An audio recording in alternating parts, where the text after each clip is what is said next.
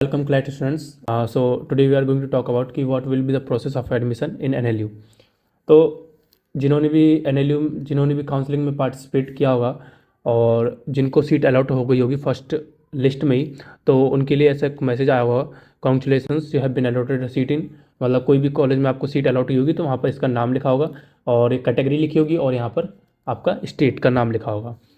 अब उसके बाद बात कर लेते हैं। अगर देखो, जैसे कि मैंने यहाँ पर लिखा हुआ है कि you have chosen the option float, तो जिसने भी ऑप्शन चूज नहीं किया होगा फ्री, फ्लोट और एग्जिट का, तो यहाँ पर ऐसा लिखा हुआ नहीं आएगा। तो यहाँ पर ऑलरेडी सेलेक्टेड है फ्लोट ऑप्शन। इसका मतलब ये है कि मेरी जो ये राजेंद्र प्रसाद की जो नेशनल लॉ यूनिवर्सिटी है, ये तो मेरी फिक्स रहेगी सीट। बट अगर सेकेंड लिस्ट में मुझे कोई हायर प्रेफरेंस मिलता है तो मैं वहाँ पर अलॉट हो जाऊँगा, बट जो मेरी सीट है वो फिक्स रहेगी। इसका मतलब ये होता है फ्लोट का ऑप्शन। और मुझे एक ऑनलाइन पेमेंट करनी पड़ेगी 20,000 की, जो कि नॉन रिफंडेबल रहेगी। उसके बाद और यहाँ पर फ्रीज और एग्जिट का भी ऑप्शन है। अगर मान लेते हैं आपने फ्लोट भी ऑप्शन सेलेक्ट कर रखा है, अब आपका मन कर रहा है कि नहीं यार मुझे फ्लोट नहीं करना, मैं फ्रीज ही कर लेता हूँ, तो फ्रीज ऑप्शन सेलेक्ट करिए। और 15 यहाँ पर डेट लिखी हुई है 15 तो 15 से पहले पहले अपनी जो भी फॉर्मेलिटीज़ हैं, जो भी फीस है और जो भी डॉक्यूमेंट्स हैं उनको अपलोड कर दीजिए। यहाँ पर लिखा हुआ आ गया है, जैसे कि आप लोग,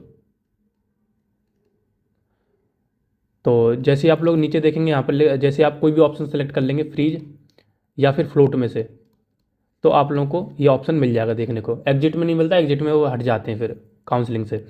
तो फ्रीज और फ्लोट जैसे सिलेक्ट करेंगे तो आप लोगों को यहाँ पर डॉक्यूमेंट्स अपलोड का ऑप्शन दिखेगा, जिसमें क्लास 10th का सर्टिफिकेट यानी क्लास 10th की मार्कशीट, जो कि मस्ट है, ठीक है। इसके आगे स्टार लिखा होता है वो नहीं, वो ज़रूरी है। उसके अलावा आप आगे प्रोसीड नहीं कर सकते।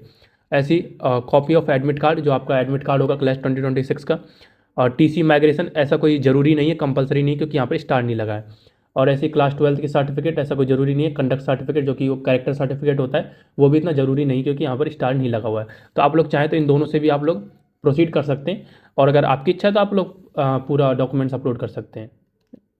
बाकी बाद में जब फिजिकल रिपोर्टिंग होती है वहाँ पर, तो आप लोग डॉक्यूमेंट्स आपके चेक किए जाते हैं।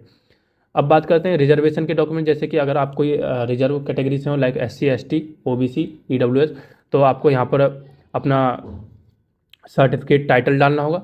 जैसे कोई स्टूडेंट होगा जो UP से होगा, ST से होगा, PWD से होगा, और कोई डिफेंस का उसने वो ले रखा होगा, तो सबसे पहले तो उसे ST का मतलब जो कैटेगरी सर्टिफिकेट है वो अपलोड करना पड़ेगा, PWD का अपलोड करना पड़ेगा, डिफेंस का अपलोड करना पड़ेगा। तो इसलिए यहाँ पर एक 4 ऑप्शन है, 1 2 3 4। तो इस तरह से आप लोग देख सकते हैं। आप लोग को जो भी आप लोग रिजर्वेशन मिल रहा हो, आप लोग उन डॉक्यूमेंट को अपलोड कर सकते हैं। अब यहाँ पर जब सारे डॉक्यूमेंट्स अपलोड हो जाएंगे, आपके क्लास 10th की मार्कशीट और भी डॉक्यूमेंट जो आप अपलोड कर देंगे, तो यहाँ पर टिक आप लोग करेंगे, एंड देन उसके बाद यहाँ पर सबमिट आएगा।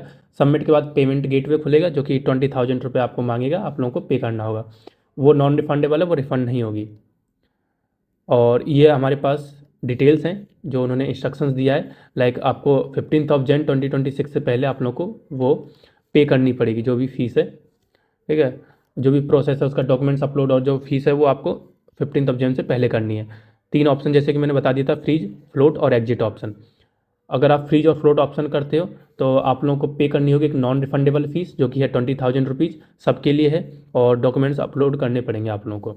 जैसे आप लोग क्लिक पेमेंट पे, मेक पेमेंट पे, जैसे आप लोग ये सब डॉक्यूमेंट्स और ये जो सबमिट वाले ऑप्शन पे क्लिक कर दोगे, देन उसके बाद मेक पेमेंट का गेटवे खुलेगा। मेक पेमेंट के गेटवे के बाद आप लोगों को पेमेंट करनी होगी। जैसे ही आप लोगों को पेमेंट डन सक्सेसफुली आ जाएगा, आप लोगों को प्रोसीड कर देना आगे, मतलब आप लोगों को कुछ नहीं करना अब। उसके बाद आपका काम क्लियर हो गया। नेक्स्ट लिस्ट का वेट करिए। अगर आपने फ्लोट ऑप्शन का चूज किया, अगर फ्रीज किया है, तो आप लोग देखिए कि क्या आगे प्रोसेस है, आगे क्या प्रोसीजर है उसका। जैसे आप डॉक्यूमेंट्स अपलोड कर दोगे, ठीक है, और अगर कोई भी डाउट हो तो आप section 5 of the counselling instructions आप लोग जाके चेक कर सकते हो। या फिर आप लोग अलॉटेड एनएलयू, जैसे इसमें RP NLU P मिला था, ठीक है। तो अगर कोई भी डाउट होता है तो आपको अगर इच्छा हो रही है कि भाई मुझे राजेंद्र प्रसाद में लेना है या फिर मुझे किसी और NLU में लेना है जो आपको मिल चुका है, तो आप वहाँ से कॉल करिए। आप लोग कहिए कि सर मुझे ये प्रॉब्लम है, डॉक्यूमेंट्स में प्रॉब्लम है, या मुझे प्रोसेस समझ नहीं आ रहा है, इसके बाद क्या करूँ, मैंने सब कर दिया, तो वो आप लोग को गाइड कर देंगे। ये आप लोगों को ये आप लोगों का ऐसा कुछ प्रोसेस रहेगा अभी। और बाकी आगे भी प्रोसेस रहेगा, वो मैं टाइम के साथ बताते रहूँगा। पर अब तो ये है कि जैसे 7 को फर्स्ट लिस्ट आई, ऐसी आगे भी लिस्ट आएंगी, 5 लिस्ट आएंगी मई तक। देन उसके बाद स्पॉट राउंड चालू होगा, स्पॉट राउंड के बाद फिर बहुत लंबा टाइम हो जाता है वो तो अभी उसकी ज़रूरत नहीं है। अभी आप लोग बस इतने से वो रहिए कि करना क्या है अब आगे। ठीक है, फ्रीज फ्लोट और एग्जिट ऑप्शन को ठीक से चूज करिएगा ताकि आप लोगों को बाद में दिक्कत ना आए। और एक और बात, आप लोग अगर एक बार एग्जिट ऑप्शन चूज कर देते हो तो आप लोग दोबारा फ्रीज और फ्लोट पे नहीं जा सकते हो। ऐसा हो सकता है कि आप फ्लोट से फ्रीज पे जा सकते हो, बट फ्रीज से आप फ्लोट पे नहीं जा सकते। ठीक है, तो इस चीज़ का आप लोग ध्यान रखना। मिलते हैं नेक्स्ट वीडियो में, तब तक के लिए बाय बाय, टेक केयर। और कोई भी डाउट हो आप लोग मुझसे पूछ सकते हैं, कमेंट कर देना, इंस्टाग्राम से कर सकते हैं मैसेज। ठीक है, बाय बाय, टेक केयर।